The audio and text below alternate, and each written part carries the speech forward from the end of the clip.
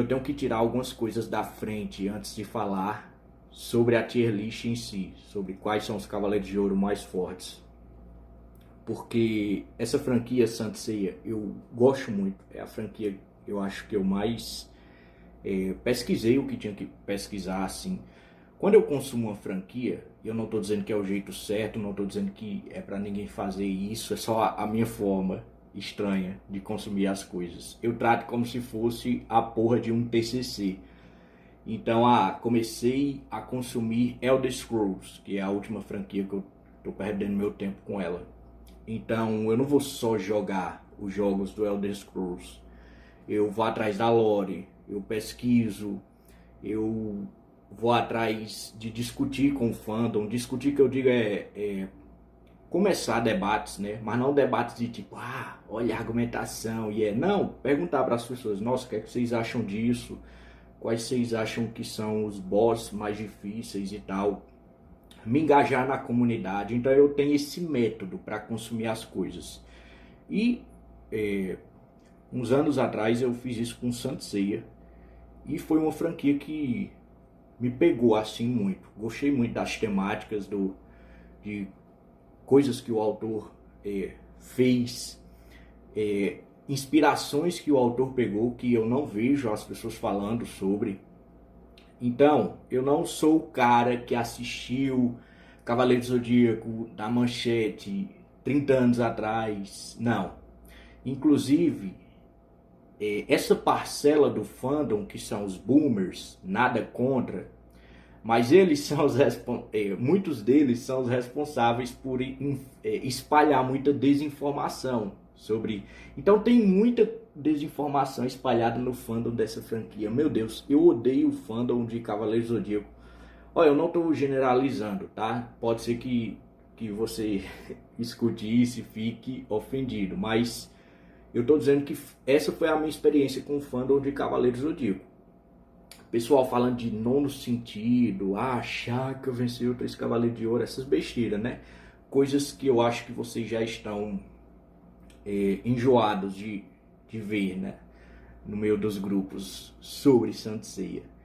Então tem muita desinformação espalhada, porque a maioria das pessoas que assistiram quando criança e aí viraram fã, mas é um fã mais relacionado à nostalgia, né? Assisti quando eu era criança, aí cresce, compra os bonequinhos, mas muita gente nunca leu o mangá de Cavaleiro Zodíaco. Vejo muito pessoal dizendo, Cavaleiro Zodíaco tem muito furo, nossa, furo de roteiro. Não, se você ler o mangá, tá tudo lá bem explicado. E a maioria das coisas que as pessoas dizem é puramente desinformação, tipo, por que acontece isso? Aí você vai olhar, é uma coisa que acontece só no anime ou é mal explicado, mas está lá no mangá, faz todo sentido. E se você olhar a Enciclopédia Taizen, você vê que o autor realmente tinha uma ideia para aquilo. Ou ele inventou depois, mas foda-se, ele é o autor. E, tipo, todo anime shonen tem furos. Cavaleiros do Zodíaco, os furos deles, os verdadeiros furos de Cavaleiros do Zodíaco, estão no nível de qualquer outro shonen. Então, não gosto muito de ver as pessoas dizendo, Cavaleiros do Zodíaco tem... Não, tem a mesma quantidade de furos normal, que é normal para o gênero, que é shonen, que inerentemente tem furos de roteiro, porque o cara simplesmente tem que explicar porque é que aqueles dois personagens estão correndo se eles viajam na velocidade da luz. Todo anime tem isso, todo shonen tem isso. Mas enfim, tem muita desinformação espalhada nesse fandom e eu não sou esse tipo de fã de Cavaleiros do Zodíaco. Eu peguei Cavaleiros do Zodíaco ali quando eu tinha, deixa eu olhar, acho que 20 anos. Ixi, falando assim parece que faz muito tempo, mas enfim, faz pouco tempo. Acho que fazem 3 anos ou 4, mas foi ali perto dos 20 que eu me tornei fã de Cavaleiros do Zodíaco. Eu já tinha, quando eu era muito criança, assistido as fitas e eu gostava muito dos filmes, e aí só depois eu fui procurar. E aí eu fui pro mangá, Enciclopédia Taizen, tudo que tem de oficial de Cavaleiros do Zodíaco, e fui usando o método idiota e nerd que eu falei que eu uso para consumir as coisas. Então, baseado nisso, vamos lá para tier list dos Cavaleiros de Ouro mais fortes. Todas as informações aqui vão ser retiradas de coisa oficial. Mangá, Enciclopédia Taizen, Episódio 0, Origins e Next Dimension. E, entrevista do Kurumada. Não tem nenhuma entrevista do Kurumada que diz nada de importante. Tem uma que o pessoal fala que ele disse que não tem Cavaleiro de Ouro mais forte, mas na verdade ele disse só que ele não tem um favorito. E se você lê em todos os outros materiais, você nota que existem diferenças entre os Cavaleiros de Ouro. Então, mesmo que você encontre, você não vai encontrar uma entrevista do Kurumada dizendo que não existe Cavaleiro de Ouro mais forte, existe. Porque se você olhar no material, ele diz literalmente quem é o mais forte. Antes de começarmos a tier list em si, eu queria falar sobre a Guerra de 1000 Dias. Só uma última observação sobre os boomers. Eu não tenho nada contra quem é boomer. E eu não estou dizendo que a culpa exclusiva é dos boomers, do fandom de Cavaleiros do Zodíaco ser um lixo. Eu só estou dizendo que existe muita desinformação nesse fandom, porque ninguém lê a porra do mangá, o pessoal só assistiu o anime e tem nostalgia, e é isso. Tem muita coisa que o pessoal diz, cara, pra você ter noção, como é que chamam aquelas páginas que os fãs mesmos criam na web, eu não sei se wiki, fanwiki, alguma coisa assim, tem wiki de Saint Seiya falando de nono sentido, como se fosse oficial. E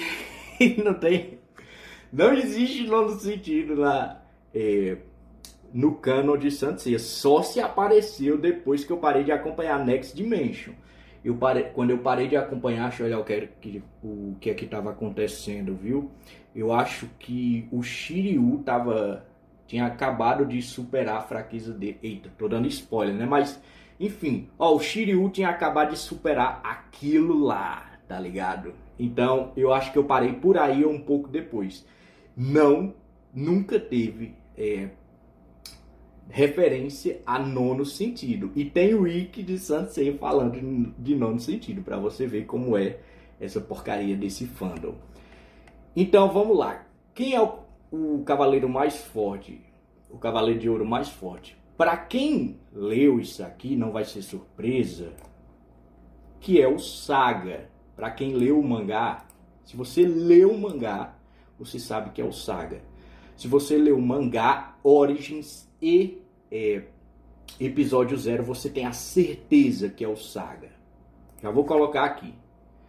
Mas antes da gente continuar, eu queria falar um pouco sobre a Guerra de 1000 Dias, que muita gente não entende o que o Kurumada queria dizer com isso. A Guerra de 1000 Dias é uma forma de dizer que os poderes de todos os Cavaleiros de Ouro são aproximados.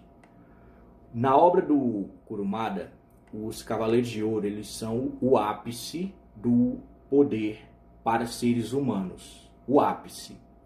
Não existe personagem, nem mesmo os protagonistas, eles ainda não superaram os Cavaleiros de Ouro. Se você analisar o poder dele, feitos, vitórias circunstanciais, talvez o Shun a gente possa colocar próximo dos Cavaleiros de Ouro ou no mesmo nível, mas mas e as armaduras do... Sim, mas aquilo não vale, né? Não vale as armaduras divinas, a gente não está contando com isso.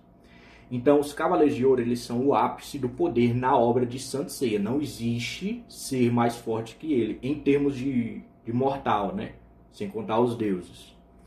Guerreiros deuses, os generais marinas de Poseidon, nada. Os Cavaleiros de Ouro, todas as derrotas dos Cavaleiros de Ouro foram circunstanciais, exceto a de Afrodite. Mas a gente ainda pode dar um malabarismo argumentativo para o Afrodite ter perdido de forma circunstancial, porque ele não estava levando a sério desde o começo, né? Por que ele ia levar a sério um Cavaleiro de Bronze? Então, se o Afrodite tivesse lutado com full power desde o começo, talvez ele teria vencido o Shun. Então, mesmo a vitória do Shun sobre o Afrodite ainda pode ter sido circunstancial. Os Cavaleiros de Ouro, na obra de Masami Kurumada, eles são os mais fortes. Não estou dizendo que esses Cavaleiros de Ouro, tá? Porque os de Next Dimension são bem mais fortes. Eu não coloquei eles aqui porque eu parei de acompanhar Next Dimension em certo ponto e talvez ficaria atrapalhada a tier list. Mas enfim, a Guerra de 1000 Dias é uma forma do Kurumada dizer que os poderes deles são aproximados. Os Cavaleiros de Ouro, eles atingem a velocidade da luz, que não é a velocidade máxima dessa obra, mas pelo menos é o teto, o teto, a parte de baixo, na verdade, o piso, para estar no nível dos Cavaleiros de Ouro é a velocidade da luz. Então, eles atingem a velocidade da luz, os golpes deles geralmente são hit kill. Todo Cavaleiro de Ouro ele tem alguma técnica que é perigosa bastante para acabar com o oponente só de uma lapada, digamos assim. Isso tem a ver com, eu não posso me aprofundar nisso, mas é o estilo de luta de Cavaleiro do Zodíaco é muito baseado em Hokuto no Ken. E eu não sei de onde veio isso. Já vi gente dizendo que vem de um negócio do Bushido japonês, que você anuncia o nome da sua técnica. Mas enfim, o estilo de luta de Cavaleiro do Zodíaco, os personagens eles têm técnicas secretas. São secretas porque quem pega elas morre, né? E geralmente eles estão lá lutando, fazem sua pose, dá uma conversada. Hokuto no Ken é do mesmo jeito. E aí eles realizam sua técnica secreta. A técnica secreta que sobrepor a outra, o outro cara vai cair morto e sua técnica continua sendo secreta, porque você matou seu oponente. E se ele por acaso sobreviver à sua técnica secreta, aí ela já não funciona mais contra aquele oponente e você tá fudido. Então essa dinâmica de luta não é exclusiva de Cavaleiro Zodíaco. Hokuto no Ken é do mesmo jeito. Já vi pessoal dizendo, Cavaleiro Zodíaco tem muito diálogo, não sei o que. Vai ler Hokuto no Ken. É a mesma coisa. Tipo, os personagens, eles fazem a pose, eles conversam de forma exagerada, teatral, e aí eles realizam seus golpes, eles se atravessam assim, sabe? Aquela cena clássica dos dois personagens atravessando um ou outro, e aí um deles cai. Mesmo estilo de luta, Cavaleiro Zodíaco e Hokuto no Ken. Mas enfim. Então todos os Cavaleiros de Ouro, eles atingem a velocidade da luz e eles possuem técnicas que eliminam o inimigo de forma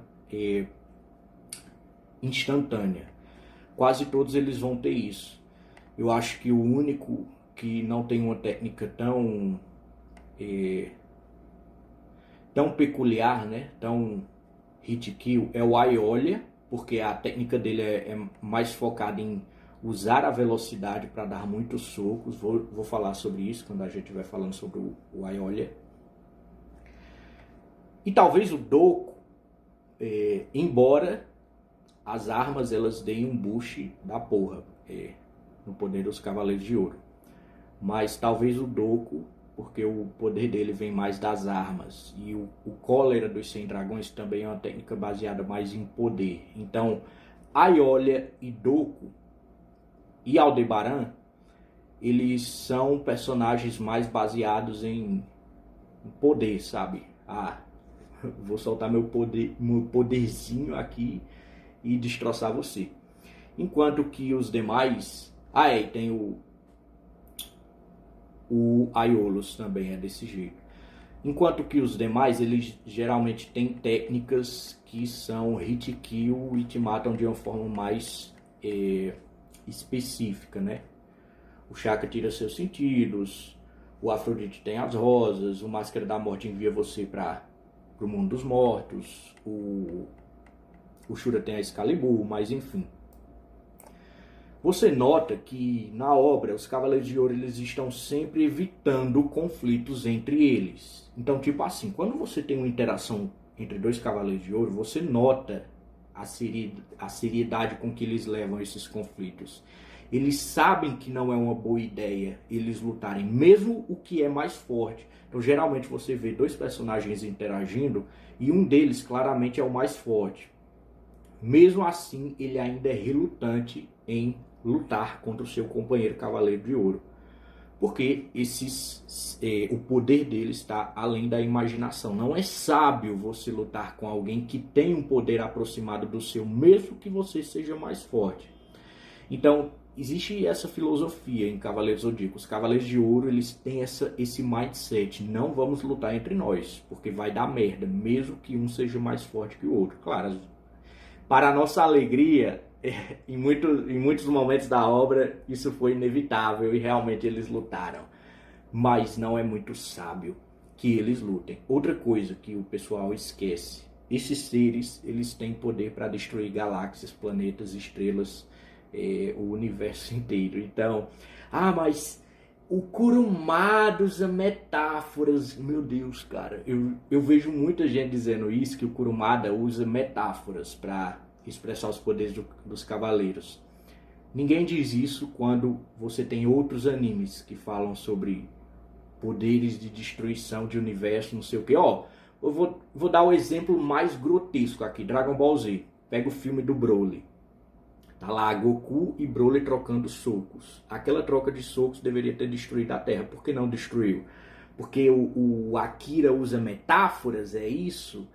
Então você usar esse argumento de que os Cavaleiros de Ouro, eles não são tão fortes, porque eles soltam o poderzinho deles e a Terra não explode. Genial você, viu? Meu Deus. Inclusive foi por isso que eu parei de acompanhar.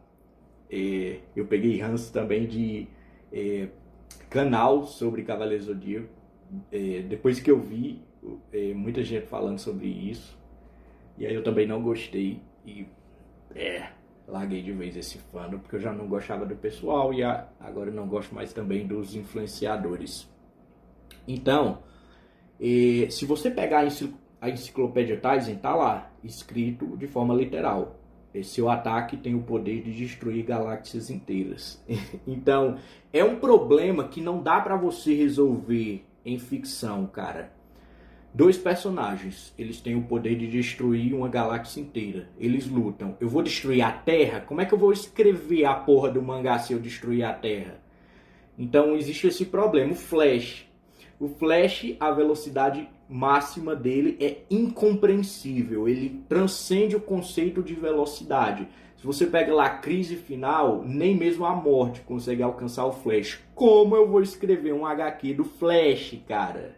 Eu vou ter que levar em consideração. Então, quando você pega esse tipo de ficção, não tem como você ser fiel aos poderes dos personagens 100% do tempo. Fica inviável escrever a porra da ficção se você levar os poderes dele em consideração toda hora. Fica inviável, não tem como. Cavaleiros do Zodíaco é do mesmo jeito. Os personagens, eles têm poderes inimagináveis, só que o autor simplesmente não pode ficar dando ênfase a isso toda hora, porque senão ele não consegue mais escrever. Além disso, não é porque assim, em Dragon Ball, por exemplo, o Akira, ele gosta de desenhar as coisas explodindo. A gente sabe que desenho não é muito forte do Kurumada. Ele não gosta de ficar desenhando coisa explodindo. Você não vai achar muito isso em Saint Seiya. Então, simplesmente não é o estilo dele, ficar te mostrando essas coisas, ficar repetindo essas coisas. Enfim, os poderes dos Cavaleiros de Ouro são inimagináveis, são aproximados, eles têm esse mindset de não quererem lutar entre si. E aí nós temos a Guerra de 1000 Dias, que é um conceito que diz que dois adversários com poder aproximado e absurdos, além da compreensão humana, eles não deveriam lutar. E se eles lutarem, vai ser uma luta de 1000 dias, porque eles são o ápice do poder nesse universo. Então a Guerra de 1000 Dias é toda uma filosofia por trás mesmo dessa ordem, né, que é os Cavaleiros de Ouro, para evitar que eles entrem em conflito. Então não é literal, não é que eles vão lutar, vão sair empatados e vai demorar 1000 dias. Não. É toda essa estrutura, esses conceitos que tem por trás do quão ruim seria eles lutarem. Então é isso que quer dizer a Guerra de 1000 Dias. Não quer dizer que não existam alguns mais fortes que outros. E a gente começa com o Saga porque ele é o que a gente tem, assim, alguns, eu vou colocar uma coisa que é uma opinião, porque não tem como você saber. Nós temos indicações, mas não tem como você saber. Saga de Gêmeos é o único que a gente tem confirmação que de fato está muito acima dos outros e é o mais forte. Saga de Gêmeos é o único que tem 100% de certeza. Não existe como negar. Se você nega, você é fanboy. Você é alguma coisa, eu não sei o que você é, cara, mas a última coisa que você está sendo é fiel ao cânon de Saint Seiya. O Saga é citado como o mais forte de várias formas, viu? Porque tem gente que diz, ele é o que tem mais poder. Não, ele é citado de várias formas diferentes como superior, mais forte, mais sábio em vários momentos da obra. E quais são esses momentos? Vamos ver se eu lembro de todos, viu? Faz tempo que eu não toco na franquia Saint Seiya, mas vamos confiar na minha memória. Tem o momento onde eles vão chegar na casa de Gêmeos e o Shun diz, agora eles vão enfrentar o adversário mais terrível de todos. E aí você tem o choro, né? Terrível, quer dizer que ele é o mais maligno. Ele é mais maligno que Máscara da Morte, beleza. Eles dizem isso pra todos. Não dizem isso pra todos, é só você ler o mangá. Então, eu tô tão... Desculpa se eu pareço um pouco raivoso, mas é que eu fico tão exaurido lembrando de como interagir com o fandom dessa merda, que eu fico desse jeito, sabe? Eu fico lembrando memórias de guerra, eu fico lembrando de toda besteira que eu leio sobre Saint Seiya. Então, tem essa parte onde o Mu fala que eles vão enfrentar o adversário mais terrível de todos. Eu acho que o Saga mesmo diz isso um pouco depois, que ele é o mais forte. Mas aí você pode dizer, mas ele está só se gabando. A Enciclopédia Taisen diz isso. Se você ler a Enciclopédia Taisen na parte do Saga, tá lá. É o Cavaleiro de Ouro mais forte. E aí nós temos a maior confirmação de todas, que é ou em episódio 0 ou em Origins. É numa parte em que eles vão decidir quem vai ser o líder do santuário. O Shura, ele toma a frente porque ele é o mais velho e aponta Aiolos e Saga como os dois principais candidatos. Termina a reunião, o Aiolos vai até o Saga e diz: nós dois sabemos que você é o merecedor para ser o líder do santuário. Você é mais forte, mais sábio, mais bondoso. Então, o próprio Aiolos, porque tem essa parcela do fandom que diz, o Aiolos era mais forte.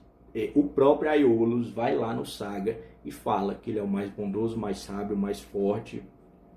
Ele é o Cavaleiro de Ouro superior. Além das confirmações verbais, né? Se eu não me engano, tem uma passagem na saga de Poseidon, em que ou Seiya ou Canon também dizem isso, que o Saga é o mais poderoso. Mas enfim, além das confirmações, né, literais, onde o Kurumada tá falando para você que o Saga é o mais forte, você tem todos os feitos do Saga. O Saga, sem os 5 sentidos, conseguiu segurar o golpe do Aiolia, conseguiu também deitar eu não lembro se ele deitou o Milo, mas ele ia deitar de qualquer forma, ele conseguiu segurar os ataques do Milo. Ele não ia perder ali, naquela luta, logo depois deles terem matado o Shaka. Então, o Saga é o Cavaleiro de Ouro mais forte que existe. Nós temos confirmação literal na obra, o próprio mangá, Enciclopédia Taisen, episódio 0, Origins, dizem de forma literal, e a gente tem os feitos dele. Mas enfim, os problemas começam abaixo do Saga, que é onde realmente tem discussão. Abaixo do Saga pode haver argumentação. Saga não existe. Nós temos o seguinte, e Doku? Doku contra Saga, quem é o mais forte? É injusto a gente comparar Doku contra Saga nessa era, porque o Doku ele é muito mais experiente. Então não é que ele é mais forte que o Saga. Ele sabe controlar melhor o Cosmo e ele treinou o Saga. Na verdade, quem treinou o Saga foram o Doku e o Xion. Então, basicamente, ele conhece todas as técnicas do Saga. Se você compara o Doku com o Cavaleiro de Gêmeos da era dele, que é o Caim e Abel, o Doku não é nada comparado ao Caim e Abel. Caim e Abel é o Cavaleiro de Ouro mais forte de todos os tempos.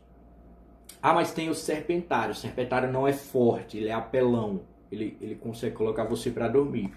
Quando o Serpentário lutou contra Caim e Abel desintegrou o Serpentário junto com sua armadura de ouro. Que personagem você viu desintegrando a armadura de ouro em toda a obra Saint Seiya?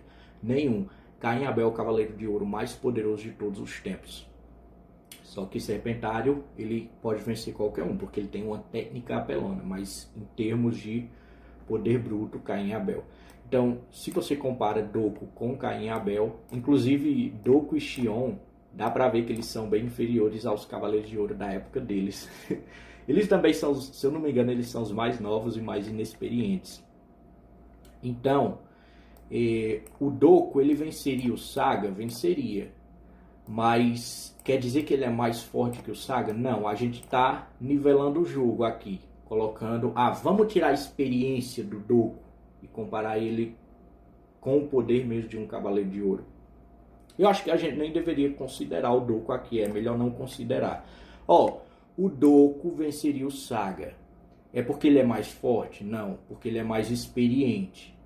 É injusto a gente comparar, porque se a gente pegar um Saga mais velho, com a experiência do Doku, com todos os anos do Doku, então é injusto a gente incluir o Doku aqui. Eu não vou incluir ele nessa tier list. Se o Doku for entrar em tier list, tem que ser da era dele. Não vale aqui. Ele é tipo o cara repetente do 9º ano, indo jogar lá com os cabinha do 6º. Então, não vale o Doku colocar aqui. Então, vamos lá. Saga é o Cavaleiro de Ouro mais forte. S de superior. Tier superior. Saga é indiscutivelmente... Melhor colocar isso, né? Indiscutivelmente superior. Indiscutivelmente superior. Pronto. Nós temos confirmação no canon. Nós temos todos os feitos dele.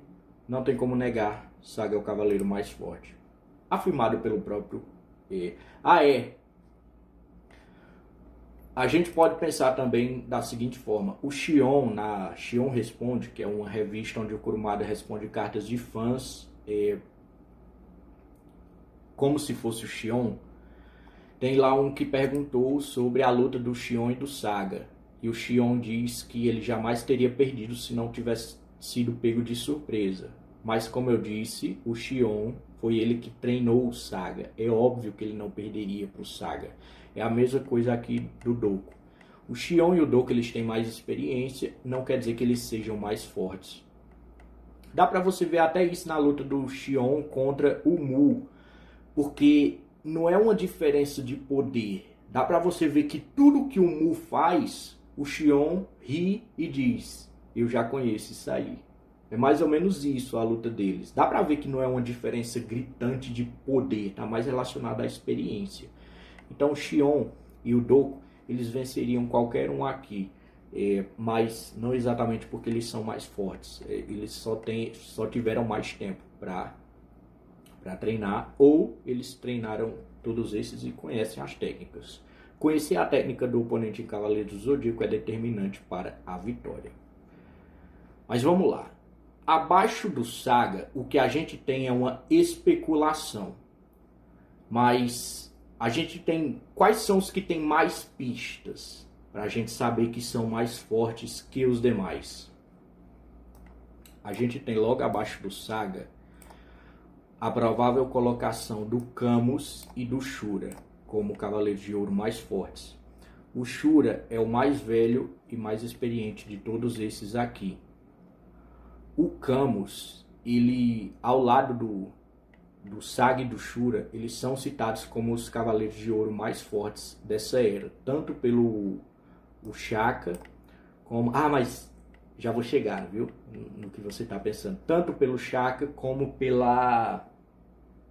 Ou é a Marin, ou é a China, que quando eles revivem, ela afirma que se eles reviveram os mais fortes dentre nós, e aí? Como é que a gente vai vencer? Além disso, a gente tem outras indicações. Na luta, e aí nós chegamos, na luta do Shaka contra os três, o Camus, ele deita o Shaka em uma página.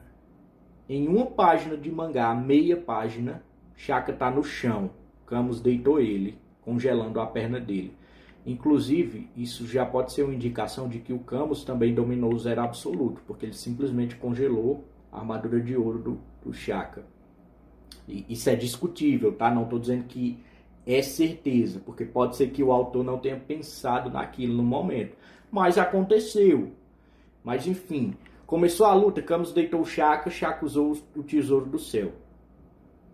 Toda aquela animaçãozinha do Shaka pulando, nossa, soltando poder, dando pau neles, nada. Mangá, começou a luta, Shaka tá no chão, com a perna congelada. Camus deitou ele. Então, o Camus e o Shura, a gente tem... a forma como eles lidaram com o Mu de forma fácil também. Não tão fácil quanto o Xion, mas muito mais fácil do que o Máscara da Morte e o Afrodite. Máscara da Morte e Afrodite estavam lutando sério? Não. Xion responde, tá lá, era tudo uma atuação. Porém, o Kurumada, ele diz que o Máscara da Morte e o Afrodite se empolgaram um pouco.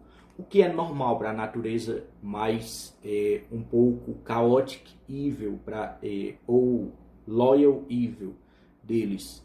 Então é normal para eles se empolgarem um pouco, mas eles também não estavam lutando sério, eles também não queriam machucar, não queria machucar, é uma colocação muito forte. Vamos dizer assim, que eles não estavam full power, vamos matar esse cara contra o Mu. Mas sim, eles se empolgaram um pouco. Então a gente tem indicação de que o Shura e o Camus, eles estão acima dos demais. Isso aqui é 100% de certeza? Não.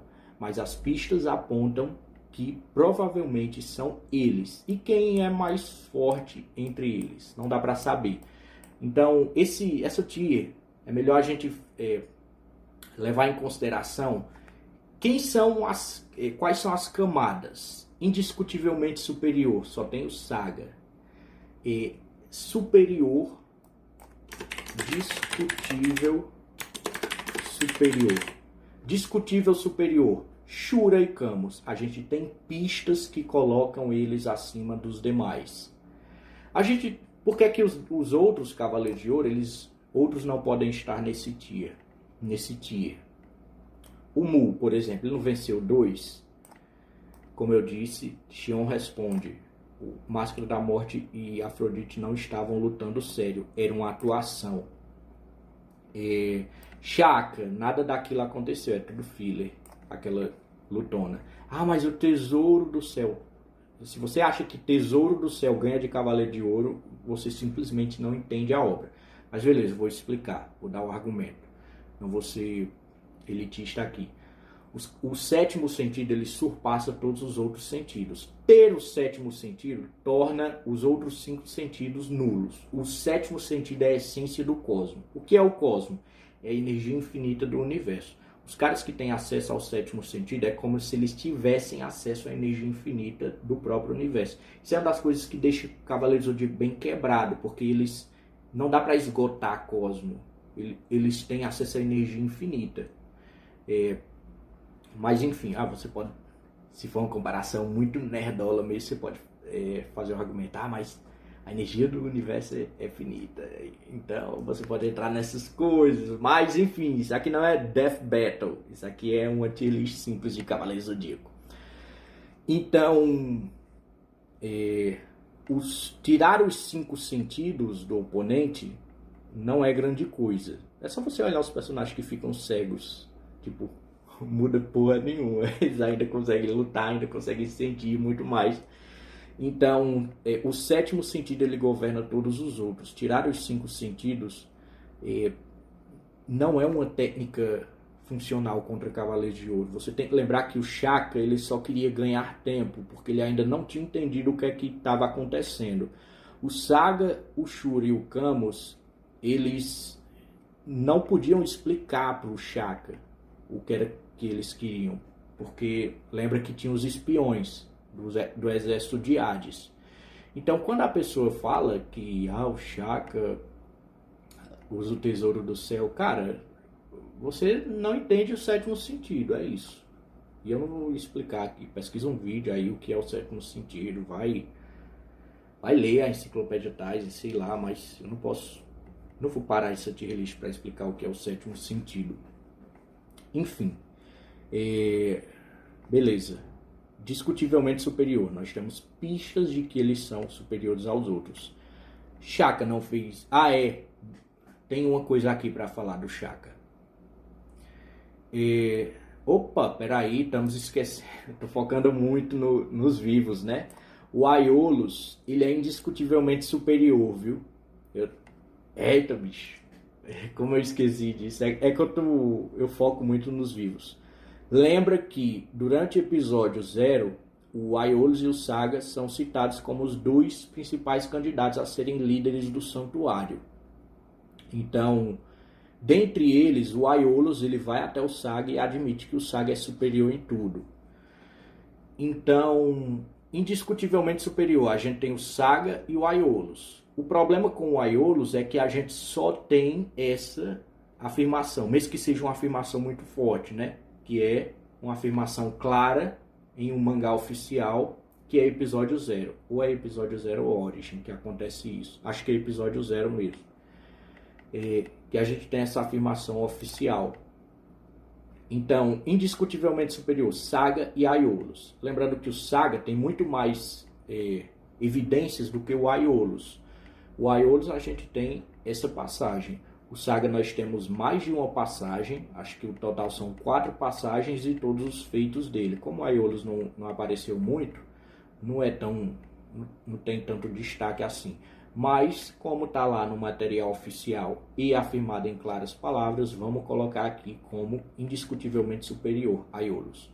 E agora a gente volta para o que eu ia falar do Shaka, que existe um argumento que mas o Shaka, na luta das 12 casas, ele foi o único que não foi tocado. Os Cavaleiros do Zodíaco, os Cavaleiros de Bronze nem tocaram nele. Primeiro, essa evidência é muito circunstancial, esse argumento é muito mais relacionado a match-up e circunstâncias do que a realmente um feito do Shaka. Por exemplo, Mu, é claro, não lutou, Aldebaran estava se segurando, o próprio Mu afirma isso, Máscara da Morte estava subestimando o Shiryu, e de qualquer forma ele venceu o Shiryu de 3 a 4 vezes antes do Shiryu conseguir virar com ajuda. O Aiolia estava sendo controlado pelo Saga, e ao mesmo tempo ele estava controlando a força dos golpes dele, porque ele mesmo afirma isso. O Milo estava testando os cavaleiros, ele também não queria matar o Yoga, viu? Ele queria deixar o Yoga passar para ser morto pelo Camus, ele sabia disso. O Afrodite, você pode argumentar que lutou sério desde o começo, mas na minha opinião dá para ver que ele não estava levando o Shun a sério. Tipo, ele tava lutando mesmo, querendo matar. Mas não era tipo, nossa, esse adversário é formidável, eu vou soltar aqui todas as minhas rosas. Não. Então, esse argumento do Shaka, que ele não foi tocado, é muito circunstancial. Shaka queria parar os cavaleiros desde o começo. Ele disse: que é que esses loucos estão aqui? Eu olhei dentro do coração do mestre e vi bondade, porque lembra que o Shaka vê bondade no mestre, porque existe o Saga maligno e o bondoso lá dentro. E por isso que o Shaka não conseguia detectar que o mestre era maldoso. Porque na maior parte do tempo a gente tinha um Saga bondoso do lado de fora e o maldoso dentro dando as ordens. É mais ou menos essa a justificativa construída para a qual o Shaka não sabia da maldade do mestre. Então o Shaka queria parar os cavaleiros. Além disso, se a gente analisar as habilidades do Shaka, elas têm muito mais uma facilidade em não ser tocado, porque ele é um cavaleiro de ouro mais de longa distância, longa, média distância. Ele vai utilizar técnicas geralmente baseadas em escudos, telecinese, ilusões. Então é como você... Vamos lá. Finge que todos esses personagens aqui são de um jogo de luta. O Shaka seria o Daozin. Um Daozin, jogador de jogo de luta profissional. Aí você coloca os jogadores amadores para jogar contra o main Daozin do Street Fighter, sabe? Aquele lá, Urban Fire. Você coloca os jogadores amadores para lutar contra o main Daozin, eles não vão chegar perto do Daozin. Como esses outros aqui precisam estar perto para lutar, é claro que eles vão tomar golpes. Então, o jogador profissional de Ryu, ele vai tomar um golpe ou outro, porque ele vai estar perto. Mas não significa que ele não venceria o Daozin. Mas, enfim, como eu disse, é muito fraco esse argumento de que o Shaka é superior porque ele não foi tocado. Tem muita relação com as circunstâncias de todas as lutas, e tem muita relação com o estilo de luta do Shaka.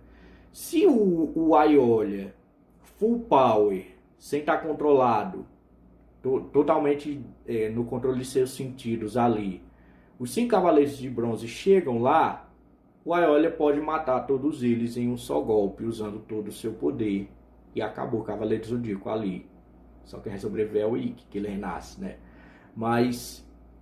enfim, não é argumento isso, não existe. Porque ele não foi tocado, totalmente circunstancial, não é um argumento forte. Então, muita gente gosta, Shaka é um dos meus cavaleiros, mentira, porque eu gosto de todos. Então, eu gosto de todos, menos do Doku e do Aiolos, olha aí, são os que eu menos gosto, mas dos personagens dessa era eu gosto de todos. Então, tem muita gente que gosta muito, ama muito Shaka. Eu gosto muito do Shaka. Eu acho aquele arco do Shaka da Saga do Santuário absurdo de bom. Um dos melhores momentos de animes que eu já consumi. Mas não existe, meu amigo. E outra coisa, você precisa que seu personagem seja mais forte para você gostar dele? Não existe evidência forte na obra de que o Shaka seja superior aos demais. Não tem nada que indique. Não tem nada que indique que ele é muito superior ao Máscara da Morte. Não dá nem para saber quem ganha deles. Eu chutaria que o Shaka ganha mais por uma questão de match-up, mas a gente vai falar já sobre alguns injustiçados aqui, viu? Que são Máscara da Morte, Aldebaran, totalmente injustiçados pelo fã. Inclusive, quando eu for falar do Máscara da Morte, vou deixar uma galera puta, talvez. Uma galera, tô falando como se muita gente fosse assistir esse vídeo, sendo que eu tô fazendo mais para pessoas que eu conheço e gostam de Cavaleiros do Zodíaco. Mas, enfim. Então, não existe evidência. Então, aqui, nós podemos colocar piso dourado. Piso dourado seria o quê? Tá, esses Cavaleiros de Ouro, eles não têm um destaque assim, acima dos outros. Eles têm basicamente o mesmo nível de poder. E aí vai ser tudo uma questão de match-up. E para sua surpresa, este é o fim da nossa tier list. A gente tem um tier que é indiscutivelmente superior aos demais. A gente tem um tier que é discutivelmente superior, onde existem evidências que eles estão acima dos outros, mas não muitas. E a gente tem aqui um tier que é o piso dourado, são cavaleiros de ouro formidáveis? São. Todos eles têm técnicas mortais e perigosas e apelonas? Tem. Dá para colocar algum deles como bem superior a outro? Não, não dá. E aqui a gente vai falar sobre os injustiçados, porque tem muita gente, eu já, inclusive quando eu estava pesquisando essa tier list, já apareceu, né, as tier list colocando Máscara da Morte e Afrodite lá embaixo. Galera, todos os Cavaleiros de Ouro, eles possuem técnicas que são hit kill, que eliminam o oponente só de um golpe. Se você for pego nisso, acabou. Se você for pego em uma das rosas do Afrodite, acabou. Você está envenenado, você vai perder os 5 sentidos, ou se ele usar a rosa branca, vai perfurar seu coração, acabou a luta. Se você for pego no Tesouro do Céu, e você não for um Cavaleiro de Ouro que domina o 7º sentido, acabou. Se você for enviado para o outro mundo e não tiver uma forma de voltar, acabou a luta. Tá vendo que todos os Cavaleiros de Ouro são assim? Talvez o que seja menos hit kill é o Milo. Mas não existe nada que diga que o Milo precisa jogar as agulhas de forma separada. Não existe nada que impeça ele de atacar com todas as agulhas da constelação de Escorpião ao mesmo tempo. Então, a técnica do Milo é feita para que o oponente se renda. Ao mesmo tempo, a gente pode dizer que, ou a gente pode considerar de forma bem fácil que ele pode utilizar todas as 15 agulhas ao mesmo tempo. Não existe nenhum indicativo que isso seja impossível. Então, todos esses aqui, eu acho que os que tem técnicas mais simples são o Aiolia e o Aldebaran, que são mais, eles utilizam mais poder bruto. O Aiolia, a técnica dele, eu vou falar um pouco sobre as técnicas de cada um. O Aiolia, a técnica dele é mais baseada na velocidade, mas não uma velocidade de movimentação, é de socos mesmo. Então o Aiolia, ele utiliza vários socos na velocidade da luz. Eu acho que são 1 milhão ou 100 milhões. É alguma coisa assim. Não lembro o número exato, porque faz tempo que eu não toco em Sansei. Porque, como eu disse, eu odeio o fandom, eu odeio os influenciadores, eu odeio tudo nessa... Eu amo Cavaleiro Zodíaco. E, ó, eu sou Zoomer, eu vi depois e tal... Mas eu tô com vocês, galera da Manchete e tal, boomers. Eu tô com vocês, eu gosto da abertura antiga, que é por Athena. Eu gosto da dublagem Gota Mágica, olha aí, Gota Mágica. Eu assisti Cavaleiro Zodíaco uns 2 a 3 anos atrás e eu me apaixonei pela dublagem Gota Mágica. Eu tô com vocês, boomers. Gosto da Manchete, quer dizer, da dublagem que usavam na Manchete. Gota Mágica, por Athena. Então, enfim, né? Amo Cavaleiro Zodíaco, odeio tudo em volta de Cavaleiro. Todo dia anda até o Kurumada, porque ele tá estragando a história, colocando um monte de retcon, aquele bicho lá para controlar o Saga, que estraga o arco do Saga, meu Deus. Mas enfim, o Aiolia, a técnica dele é baseada em dar soco. Então são 100 milhões de socos por segundo, uma coisa assim. Tá lá no mangá, é só você procurar. Então é uma técnica mais simplória. Ainda é forte, né? Pro nível de Cavaleiro Zodíaco. Ele ainda é o ápice do poder em seres humanos, junto com os outros Cavaleiros de Ouro. Mas não é nada fora do normal. Então Aiolia e Aldebaran talvez sejam os que tenham técnicas mais simples. O Aldebaran também, né? O Grande Chifre é uma técnica baseada em poder bruto.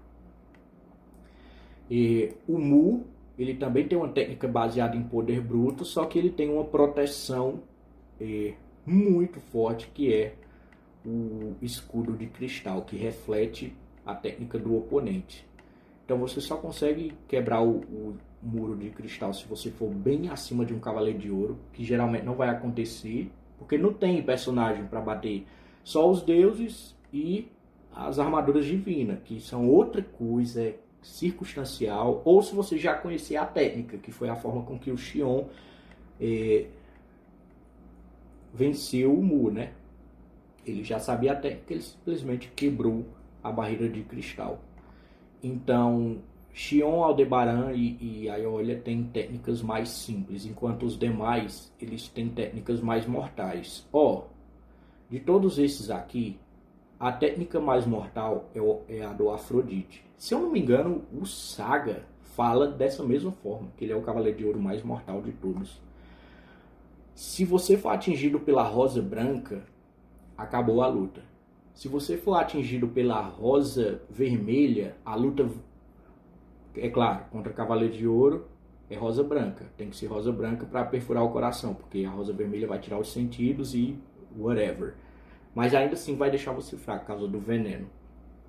Então, ser atingido por uma rosa do Afrodite, acabou a luta. O Shaka, por exemplo, se a gente for falar de matchup, ele tem o escudo, que é o Khan. E o Mu, é claro, tem a barreira de cristal. Mas e os outros? Como eles vão impedir as rosas? Se você leu a luta de Afrodite contra Shun, você sabe que o Afrodite, em certo momento, ele atira contra o Shun 1 milhão. Eu acho que é 1 milhão, viu? Mas pode facilmente ter sido 100 milhões e eu tô errando o número. Mas são 1 milhão de rosas contra o Shun. 1 milhão de rosas em um ataque. E o Shun conseguiu, se eu não me engano, o Shun conseguiu defender quase todas e uma passou. Mas pode ter sido facilmente várias. Como eu disse, faz tempo que eu não toco. Mas foi mais ou menos isso. Ele lançou 1 milhão de rosas, o Shun não defendeu todas. Se ele tiver defendido todas, parabéns, Shun. Mas como eu disse, enfim, o Shun é o único que talvez entraria aqui nesse tier, piso dourado. Como eu disse, discutível, porque dá pra falar que o Afrodite, ele estava subestimando o Shun. Mas enfim, então o Afrodite, de todos esses aqui, a gente pode colocar ele como o mais mortal. É isso que eu estava falando sobre os injustiçados. Tem cavaleiro que você acha que é fraco por causa da desinformação que é espalhada aí no fandom e tal, não sei o quê, mas que na verdade é forte pra caralho. A gente pode... O Aldebaran, por exemplo, vamos falar um pouco dele. Tem muita gente que diz, o Aldebaran, fraco, foi o único que perdeu, morreu, não sei o que. Cara, você leu o que aconteceu na luta de Aldebaran contra Sorrento de Cirene? O Sorrento hipnotizou Aldebaran e reduziu o cosmo dele a 1% com a técnica dele. Depois ele cortou a cabeça do Aldebaran. Na verdade, não. Aldebaran escapou da armadura tão rápido que pareceu que o Sorrento tinha cortado a cabeça dele. Estava atrás do Sorrento, prestes a comer cu de General Marina. Estava atrás do Sorrento, muito próximo. A gente sabe que o Sorrento é um personagem que tem que lutar à distância. O Aldebaran estava atrás dele, gigantesco. Já ia meter a porrada no Sorrento. E a Athena interviu e disse, parem essa luta, eu vou lá até o Poseidon. Até porque a Athena tinha que parar as inundações que estavam acontecendo no planeta. Então, Aldebaran, não durma, não foda com Aldebaran. Ele nem de longe é um cavaleiro de ouro fraco. E ele não perdeu para o Sorrento. Ele ia arregaçar o Sorrento na porrada. Até porque o Aldebaran, os status físicos deles está entre os maiores. Se não, é o maior. Se eu não me engano, é o Agarrão. Lá na enciclopédia Tyson. Então, não é como se ele precisasse de muito cosmo para lidar com o Sorrento. Ele ia vencer o Sorrento ali na porrada, estava atrás dele, muito próximo. E aí a Athena interviu. Então, não brinque com Aldebaran, cara. Não é brincar. Mas e o... todos os personagens...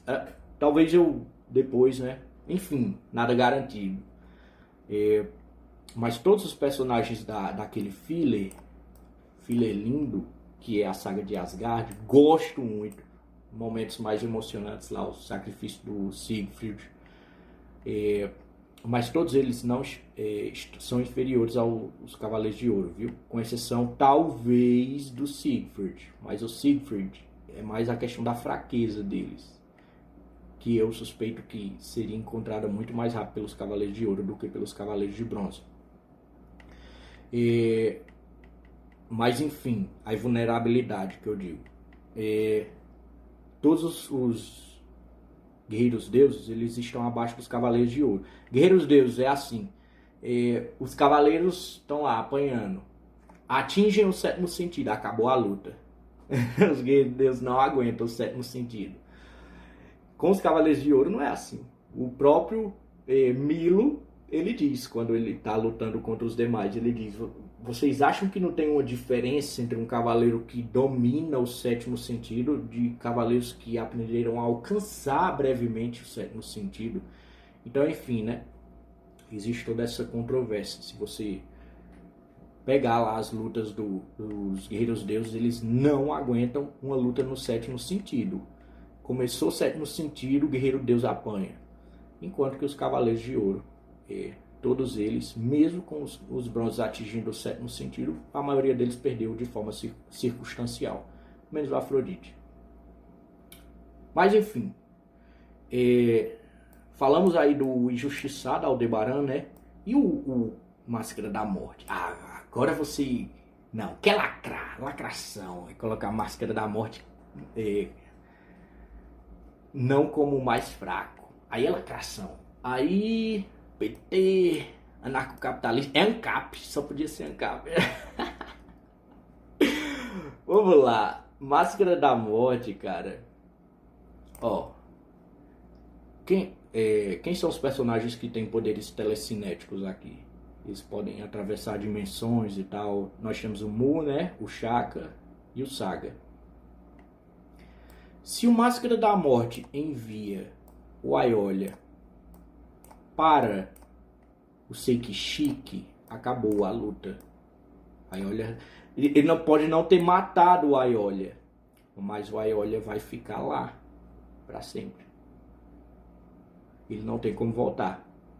Todos os Cavaleiros de Ouro, entenda, eles são assim. É uma questão de match-up. Eu não estou dizendo que o Aiolia ele é mais fraco. Ele está no mesmo nível que o Máscara da Morte. Não estou dizendo que ele é mais fraco. E nem de forma alguma diminuindo. O Aiolia é muito foda. Não tem como não gostar do Aiolia. Mas nessa matchup, Máscara da Morte enviou ele para outro mundo, acabou a luta. Se o Cavaleiro de Ouro, se o oponente não tem uma forma de voltar do Seikishiki, acabou. Todos os Cavaleiros de Ouro são assim. Eles têm uma técnica que... Lancei minha técnica em você. Tem uma forma de escapar dela? Tem não. Acabou a luta. Todos eles são assim. Máscara da Morte não é diferente. O mestre...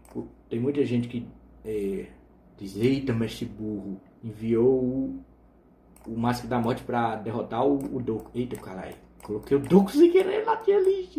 Ó, galera. Coloquei o Doku sem querer aqui, mas ignora isso. Até colocar ele em cima. Ignora esse Doku ali, viu? Muita gente que diz: burro, mandou uma... Cara, o Saga, como eu disse, ele é citado como o mais sábio dentre todos. Lá no episódio 0. Você acha que ele ia mandar o Máscara da Morte matar o mestre se ele não soubesse que ele podia fazer isso? O que é que o Saga não estava ciente? Da transformação do mestre, que ele estava acumulando o cosmo desde da geração passada. Então, beleza, se o mestre ele adquirisse essa nova forma com o cosmo dele liberado, beleza, ele ia vencer o Máscara da Morte. Mas aí eles iam se fuder na guerra contra os espectros. Nem tanto, tá? Porque essa geração de... uma coisa, eu vou dizer uma coisa aqui, não vou desenvolver, porque não dá pra desenvolver nesse vídeo, e talvez vai deixar você puto. Essa geração de cavaleiros aqui, de ouro, é extremamente superior em poder aos cavaleiros de Lost Canvas. A gente teve uma guerra interna, a gente teve uma guerra contra Poseidon, sobrou 4 caras e demos um pau em todo o exército de Hades. Todos aqueles personagens ali de Lost Canvas perderam para tipo 3 ou 4 daqui. Se não me engano, foi o Canon que matou não sei quantos espectros. Porque você pega isso, foi o Canon e o Doku, porque você pega isso a partir da contagem de espectros entre determinados pontos da saga. Mas enfim, essa geração aqui não é brincadeira. Eles são OP pra caralho. Enfim, não vou desenvolver. Fica... talvez outra hora. Como eu dizia, ele não ia enviar o Máscara da Morte se ele não soubesse o que estava fazendo. Tanto é que o Mu interviu. E você lembra que eu falei, momentos atrás, sobre a questão da Guerra de 1000 Dias, né? Que os cavaleiros, eles geralmente evitam lutar. Eles têm esse mindset de evitar lutar. Você acha que o Mu ia entrar numa briga se a situação não fosse crítica? O Mu sabia que o mestre podia morrer. Na verdade, não, né? Porque o mestre poderia assumir a forma. Mas, novamente, ia perder um pouco da força contra o exército de Hades. Mas, enfim, o Mu sabia que o Máscara da Morte era perigoso ali nessa ocasião. E ele mesmo interviu em favor do mestre. Provavelmente porque o Mu também achava que o mestre ia morrer pro Máscara da Morte. Máscara da Morte não é brincadeira. Ele tá no nível de todos esses e ele vence alguns aqui. Por causa de match-up, viu? Não acho que seu boneco é mais fraco. Ó, galera, eu gosto de todos os Cavaleiros de Ouro. Se você gosta de um aqui, é um seu preferido, pensa. Ele precisa ser o mais forte para continuar sendo o meu preferido? O Shaka, ele precisa ser o mais forte para ser o seu preferido? Pensa nisso. Então, Máscara da Morte é bem forte. Tão forte quanto esses outros. E ele venceria alguns aqui instantaneamente devido a matchup. Qualquer um que não consegue voltar do Seiki Shiki, acabou a luta. Mas enfim, né? Falei do Afrodite, né? Falei do Máscara da Morte. Afrodite aqui eu acho que é o mais perigoso de todos esses aqui. Vamos lá.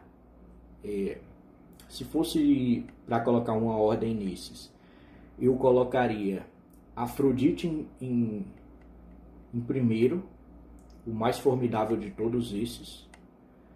Ele perderia pro Mu e pro Shaka, mas por causa de counter, né? Eles possuíam técnica para counterar as rosas. Porém, de longe, o mais formidável de todos esses. Depois eu colocaria quem? Talvez o Shaka por versatilidade, mas, novamente, ele não é superior a esses. Eu estou fazendo aqui o finalzinho da tier list, né? Tentando arranjar uma ordem de quem eu acho mais os guerreiros mais formidáveis. Mas, novamente, não são superiores. Só esses que estão acima realmente são superiores aos demais. Colocaria Afrodite como mais formidável, Shaka logo em seguida. Não é certeza que o Shaka consiga defender todas as rosas, viu? Com o Khan, porque como é que ele ia ficar com o Khan ativo 100% do tempo? Se você pega Next Dimension, o Cavaleiro de Peixes deu um pau no cavaleiro. Dá pra você argumentar, mas ele tava com a Athena. A Athena bebê nos braços. Tá, mas se o Khan é tão eficiente assim contra as rosas, faria diferença ele estar com a Athena? Enfim. Colocaria Afrodite como mais formidável, Shaka logo em seguida, talvez o Mu depois também, por causa da versatilidade. Aldebaran e Aiolia no final, por terem técnicas mais simplórias, e Mu logo após, ou igual com eles, mas enfim.